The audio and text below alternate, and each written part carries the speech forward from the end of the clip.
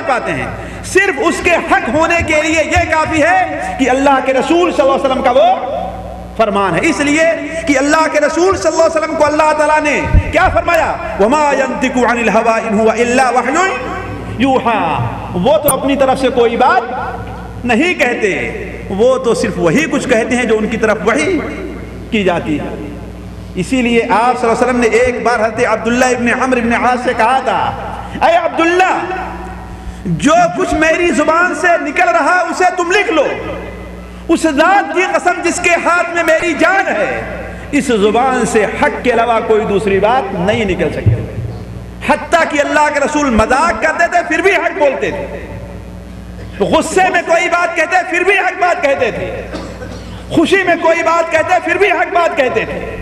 آپ نارمل ہیں، سنجیدہ ہیں، غصے میں ہیں، غمگین ہیں، پریشان حال ہے، کسی حال میں بھی آپ کی زبان سے حق کے علاوہ کوئی دوسری بات نہیں نکلتی. اس لیے ساتھیوں یہ بڑی اہم چیز ہے. اسی لیے حضرت ابوبکر صدیق رضی اللہ تعالیٰ عنہ کو اللہ تعالیٰ صدیق کا لقب کیوں عطا فرمایا؟ کیوں عطا فرمایا؟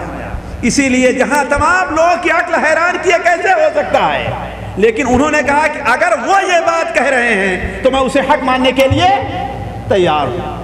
حضرت خزیمہ ابن ثابت رضی اللہ تعالیٰ عنہ، ان کی حدیث سنن ابو داود میں ہے کہ ایک بار کسی سفر میں واپس آ رہے تھے تو اللہ کے رسول صلی اللہ علیہ وسلم نے ایک بدو سے ایک اونٹ یا گھوڑا خریدا اور ایک قیمت طے ہوئی. آپ نے فرمایا چلو ایسا کرتے ہیں کہ مدینہ پہنچ کر کے تمہیں اس کی قیمت میں ادا کر دوں گا. صحابہ کرام کو معلوم نہیں تھا کہ آپ نے اس سے سودا طے کیا ہے. درمیان میں صحابہ کرام راستے میں اس سے پوچھنے لگے گھوڑا بیچنا ہے؟ اس نے کہا ہاں بالکل بیچنا ہے. کہا کتنے میں؟ کہا اتنے میں. صحابہ کرام نے اس گھوڑے کا سودا کرنا چاہا.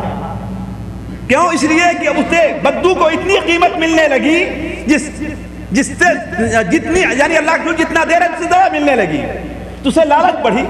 وہ آ کر آپ سے کہتا ہے کہ دیکھو اب اگر جو ہے ابھی گھوڑا لینا ہے تمہیں تو لے لو اور اتنا بڑھا کر کے ورنہ میں کسی دوسرے کو دے دوں گا. آپ نے فرمایا کیا ہمارا تمہارا معاملہ طے نہیں ہو چکا ہے؟ اس نے کہا نہیں، ہمارے اور تمہارے بیچ میں کوئی معاملہ طے نہیں ہوا، نعوذ باللہ من ذلک. آپ نے فرمایا کہ نہیں، ہمارا تمہارا معاملہ طے ہو چکا ہے. اس نے کہا اس پر گواہی کون دے کہ ہمارا اور آپ کا معاملہ طے ہوا ہے؟ کوئی گواہی دینے والا ہے؟ اب ظاہر بات کوئی صحابی وہاں پر موجود نہیں تھے کہ جو یہ گواہی دیتے کہ ہاں آپ نے اس سے یہ اونٹ خرید لیا، یہ گھوڑا خرید لیا ہے. لیکن ایک صحابی خزیمہ ابن ثابت کھڑے ہوتے ہیں اور کہتے ہیں کہ میں گواہی دے رہا ہوں کہ آپ نے اس گھوڑے کو اس سے خریدا ہے. میں گواہی دے رہا ہوں کہ آپ نے اس گھوڑے کو اس سے خریدا. آپ نے فرمایا خزیمہ تم یہ گواہی کیوں دے رہے ہو؟ کہا اے اللہ کے رسول صلی اللہ علیہ وسلم، ہمیں یقین ہے کہ آپ جھوٹ نہیں بولیں گے، ہمیں یقین ہے کہ آپ جو بات کہتے ہیں وہ حق ہے، اس کے اندر کوئی ملاوٹ نہیں ہوتی. ہم تو اس سے بڑی بات کی تصدیق کرتے ہیں، یہ تو بڑی معمولی سی چیز ہے. تو آپ صلی اللہ علیہ وسلم نے انہیں کیا تحفہ دیا کہ دنیا کے سارے مسلمان حتیٰ کہ صدیق اکبر اور فاروق اعظم کی گواہی ایک آدمی کے برابر ہے اور خزیمہ ابن ثابت کی گواہی 2 آدمیوں کے برابر ہے. کہ کسی بات پر اگر گواہی دے رہے خزیمہ ابن ثابت تو ان کی معلوم ہوگا گویا 2 آدمی گواہی دے رہے ہیں. تو ساتھیوں یہ ہمارا اور آپ کا ایمان ہونا چاہیے کہ اللہ کے رسول صلی اللہ علیہ وسلم جس بات کی خبر دے دیں وہ ہماری عقل میں وہ بات آتی ہے یا نہیں آتی، لیکن ہمیں اسے ماننا اور تسلیم کرنا ہے. بغیر مانے اور تسلیم کیے ہوئے کوئی چارہ نہیں ہے. یہ تو پہلی بات ہوئی. دوسری بات آپ کے اوپر ایمان کے تقاضے میں یہ داخل ہے کہ آپ صلی اللہ علیہ وسلم جس بات کا حکم دے اسے مان لیا جائے اور جس چیز سے منع کر دیں اس سے رک جایا جائے. بڑا مشکل مسئلہ ہے ساتھیوں. جس بات کا حکم دے اسے مانا جائے اور جس بات سے روک دیں اسے رک جایا جائے. آپ جس چیز کو حلال کر دے رہے ہیں دنیا کی کوئی طاقت، کوئی حاکم، کوئی عالم، کوئی پیر، کوئی پگاڑا، کوئی بزرگ قیامت تک اسے حرام نہیں کہہ سکتا. اور آپ جس چیز کو حرام کر دیں گے دنیا کے کسی مفتی کا فتویٰ اسے قیامت تک حلال نہیں کہہ سکتا. ہے کہ نہیں؟ اگر ہم نے اللہ کے رسول کے فتوے کے مطابق کسی حرام چیز کو کسی عالم کے فتوے پر حلال کر لیا تو گویا اللہ کے رسول کو اللہ کے رسول نہیں مانا۔ اللہ کے رسول نے جس چیز کو جائز قرار دیا ہے، جس چیز کو واجب قرار دیا ہے، جس چیز کو سنت قرار دیا ہے، جس چیز کو حلال قرار دیا ہے، اب وہ قیامت تک حلال اور واجب اور فرض رہے گی ہمارے اور آپ کے اوپر۔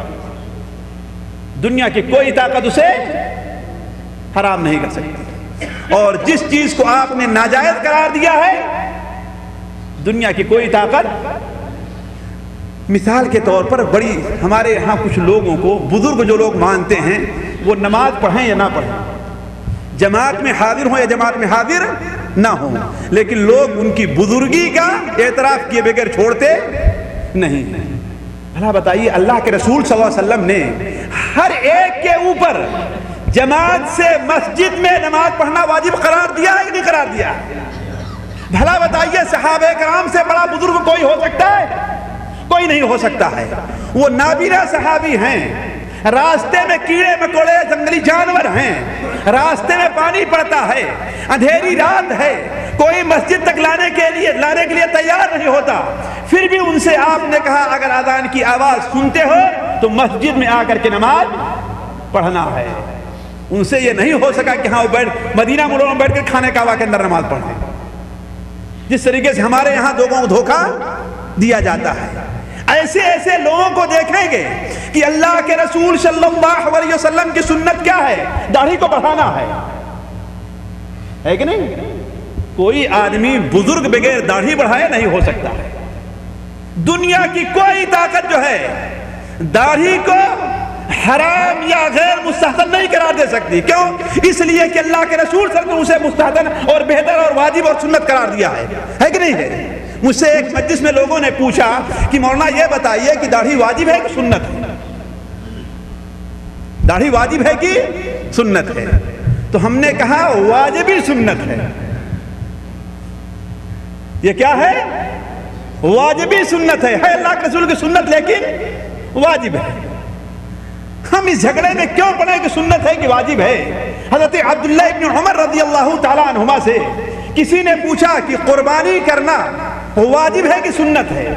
کہا مجھے اس سے کوئی مطلب نہیں، ہم یہ جانتے ہیں اللہ کے رسول صلی اللہ علیہ وسلم نے قربانی کی ہے، صحابہ کرام نے قربانی کی، مسلمانوں کو میں بھی قربانی کرتا ہوں۔ ان سے پوچھا کہ وطر واجب ہے کہ سنت ہے؟